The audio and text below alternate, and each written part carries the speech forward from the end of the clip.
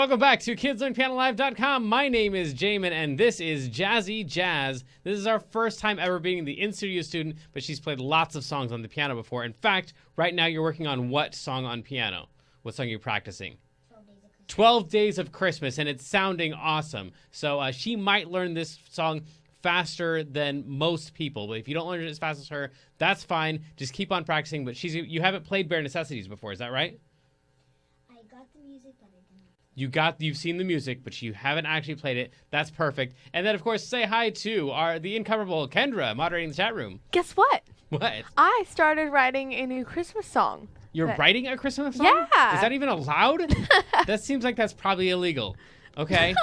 You're writing a Christmas song. Yes. It probably has like Christmas trees in it.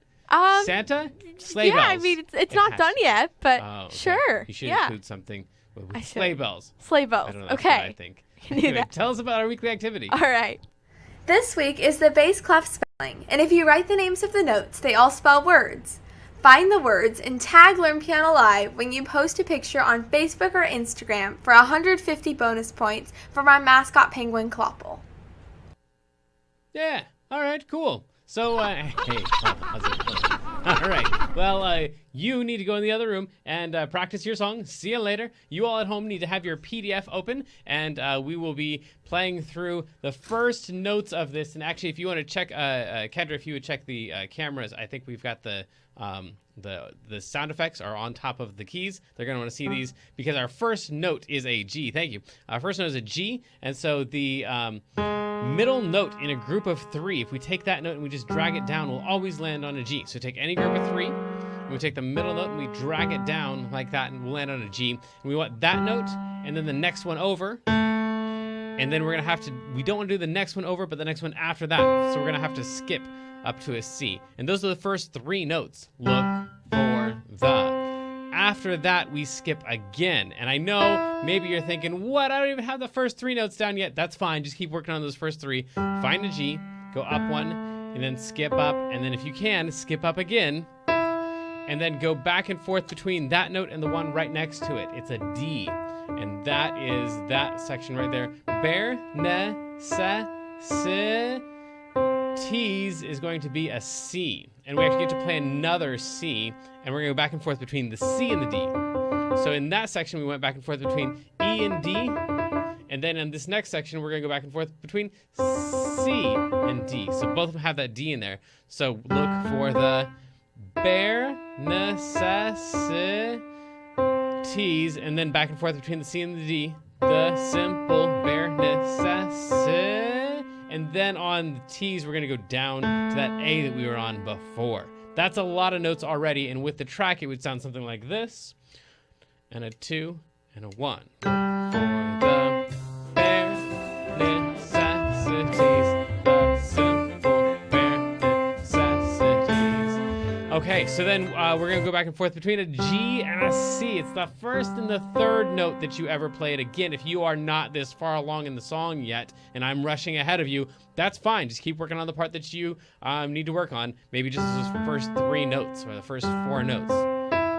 So then we're going to go back and forth between a G and a C right here. Forget about. And then we've got a skip up, just like we had before. And then we've got a skip plus 1. So we wouldn't just skip up to that note. We'd skip up to that note.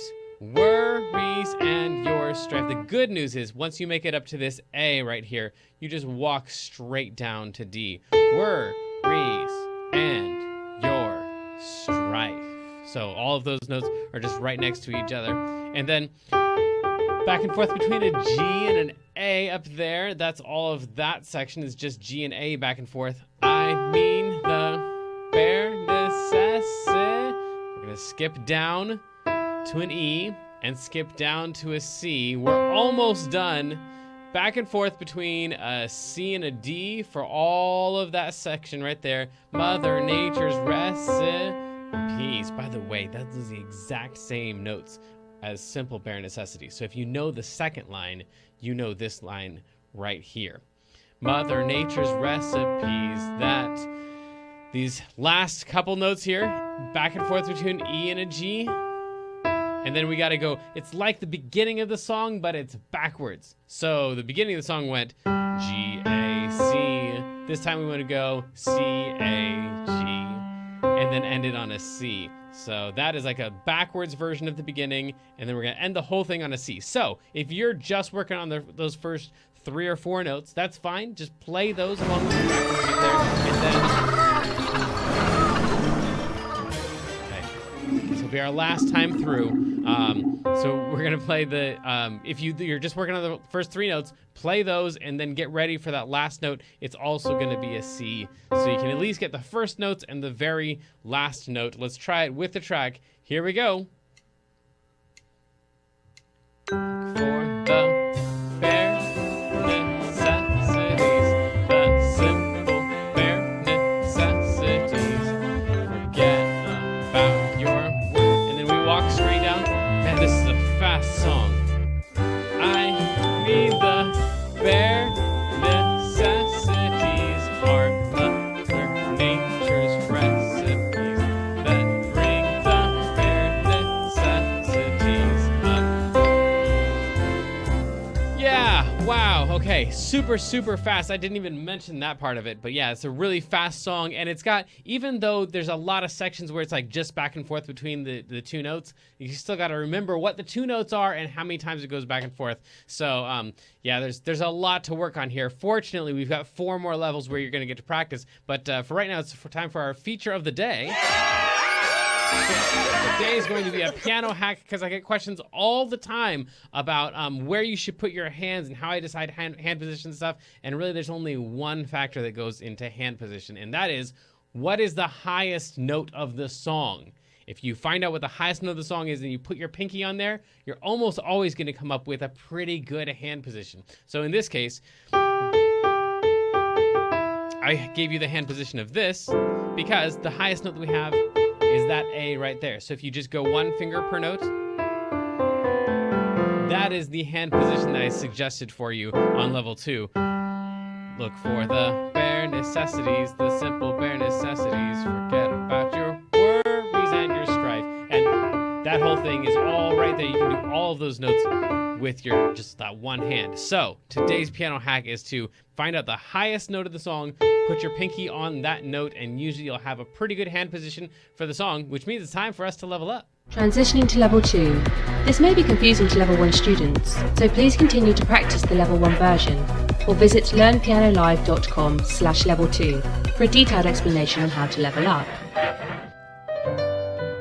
So sadly, the lesson preview has come to an end, and it's time to say goodbye to everyone watching the free streams. Of course, paying subscribers at learnpianolive.com can continue watching this lesson